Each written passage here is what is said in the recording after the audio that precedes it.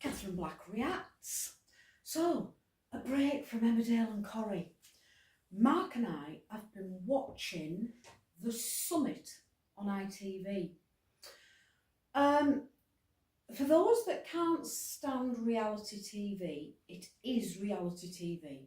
It's taking a group of people from all walks of life and sending them up a bloody great mountain, 8,000 feet high.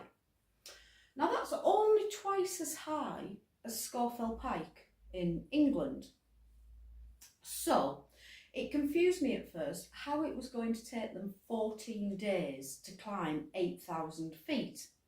What we find out later in the first episode is they aren't starting at the bottom and climbing up a vertical 8,000 feet.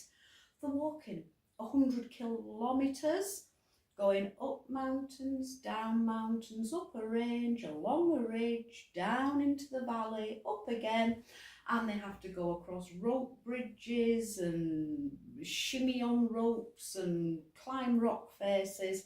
So it is absolutely gruelling. We've got 15 people, I think, fighting for £200,000. It's not a massive prize pot. When you look at the likes of Beast Games, who are doing the millions now, it's not a massive prize pot. And everybody starts off with their share of the 200,000.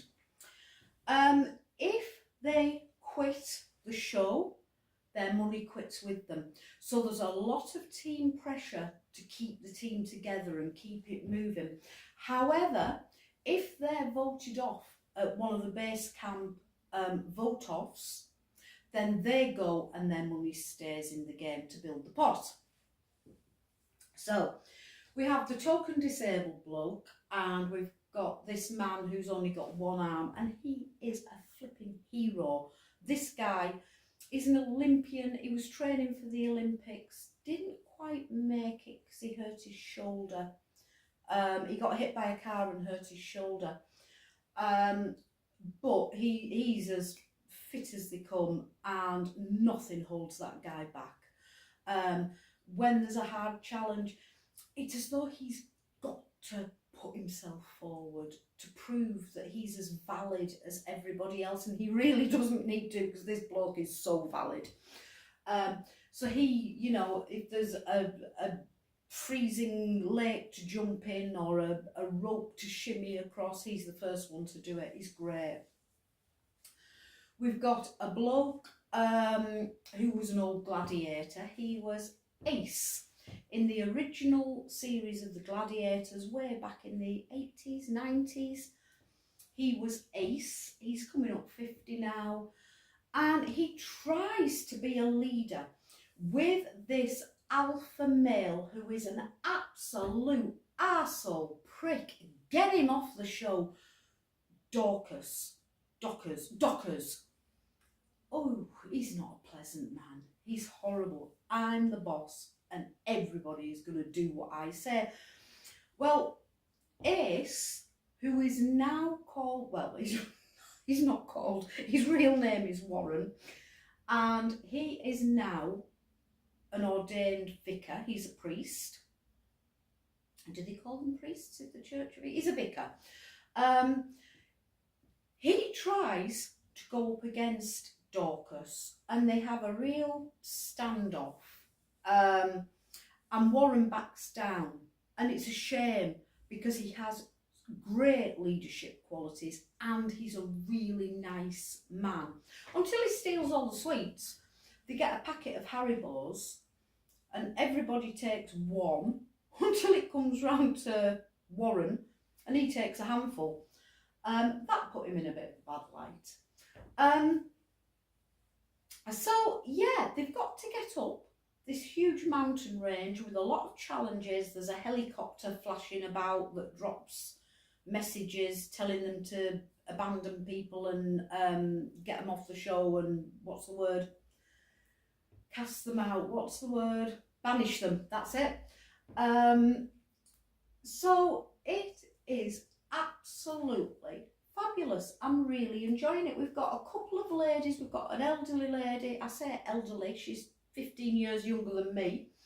We've got an older lady who struggles. She's very slow. We've got an overweight lady. She's great. She's quite fit. She was a football scout and she played football herself, and it shows some of her ball skills. And she does really well, but her stamina isn't great up these mountains. She lags. She's the slowest member of the team. What's her name? Can't remember.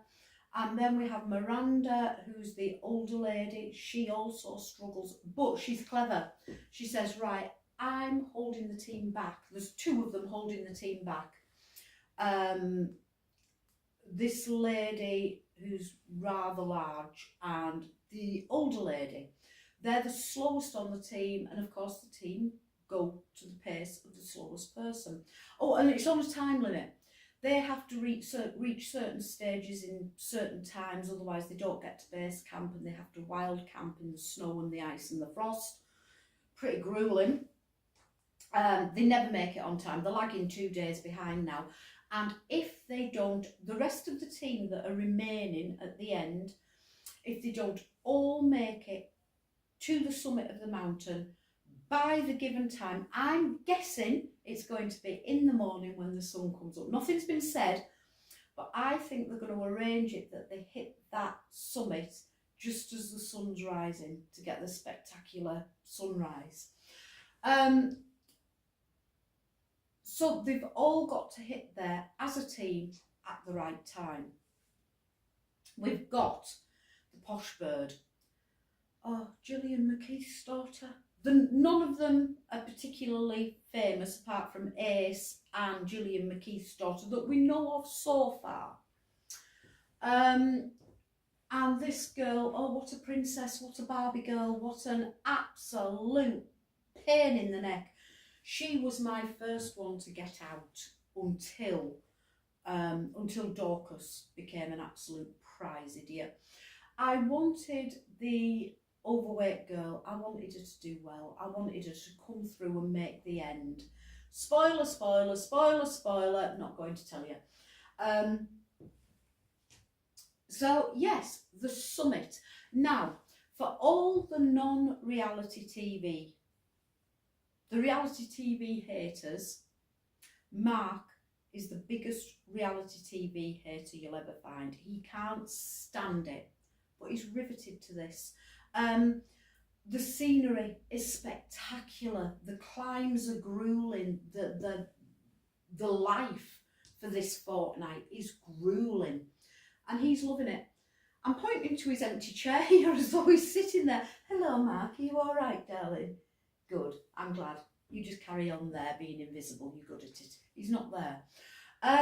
So yeah, Mark likes this, and that is my recommendation for this show. If he can watch it and like it, all the reality TV people that can't stand it will probably like it as well. Give it a go. Watch an episode. I bet you click onto the second one to see what happens. Thank you very much. Nice chat.